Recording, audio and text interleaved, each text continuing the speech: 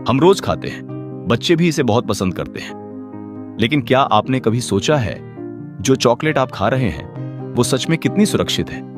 YouTube पर आपने ऐसे थंबनेल जरूर देखे होंगे जहां चॉकलेट के अंदर कीड़े दिखाए जाते हैं। क्या ये सच है या सिर्फ लोगों को डराने का तरीका? क्या सच में चॉकलेट आपकी सेहत के लिए नुकसानदायक हो सकती है या इसके पीछे छुपा है एक ऐसा सच जो आपको आज तक किसी ने नहीं बताया? आज हम आपको ले चलेंगे एक रियल फैक्ट्री के अंदर जहां बनेगी चॉकलेट आपकी आंखों के सामने।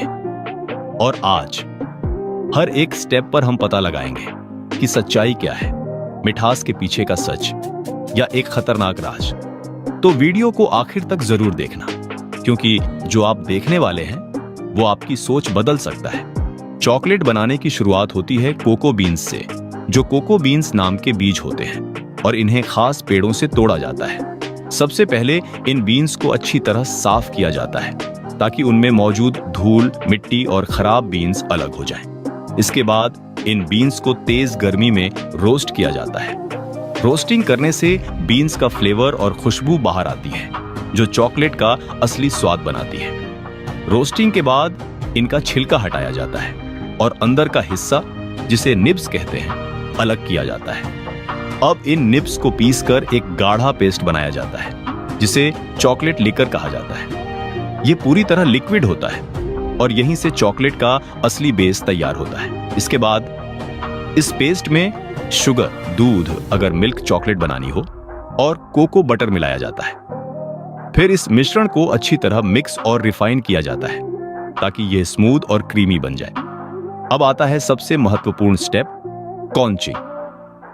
इस प्रक्रिया में चॉकलेट को कई घंटों तक लगातार मिलाया और गर्म किया जाता है, जिससे इसका स्वाद और भी बेहतर और टेक्सचर एकदम मुलायम हो जाता है। इसके बाद चॉकलेट को टेम्परिंग प्रोसेस से गुजारा जाता है। इसमें चॉकलेट को बार बार ठंडा और गर्म किया जाता है ताकि उसमें सही क्रिस्टल स्ट्रक्चर बने और चॉकलेट चमकदार और क्रिस्प बने। आखिर में इस तैयार चॉकलेट को मोल्ड में डाला जाता है, ठंडा किया जाता है और पैक करके बाजार में भेज दिया जाता है। वही चॉकलेट जिसे हम रोज खाते हैं।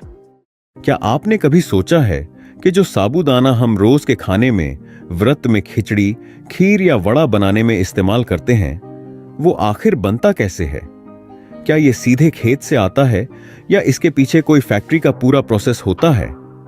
आज हम आपको ले चलेंगे साबूदाना बनने की पूरी प्रोसेस के अंदर।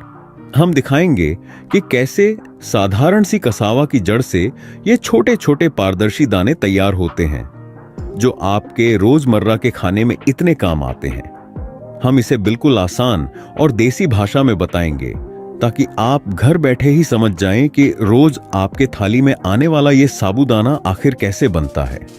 तो आज चिंता मत करो, बस वीडियो को अंत तक देखो और मजा लो और देखते हैं साबूदाना बनने का पूरा देसी तरीका, जिसे देखकर आप भी कहोगे वाह। साबूदाना असल में कसावा, टेपियोका की जड़ से बनता है जो खेत में आलू जैसी मिट्टी के अंदर उगती है। सबसे पहले किसान इस जड़ को खेत से निकालकर फैक्ट्री में भेजते हैं। जब ये जड़ फैक्ट्री पहुंचती है तो उस पर बहुत मिट्टी और गंदगी लगी होती है, इसलिए सबसे पहले इसे पानी से अच्छे से धोया जाता है ताकि पूरा साफ हो जाए। फिर इन जड़ों का छिलका उतारा जाता है क्योंकि ऊपर का हिस्सा काम का नहीं होता। छिलका हटाने के बाद जड़ों को मशीन में डालकर पीसा जाता है।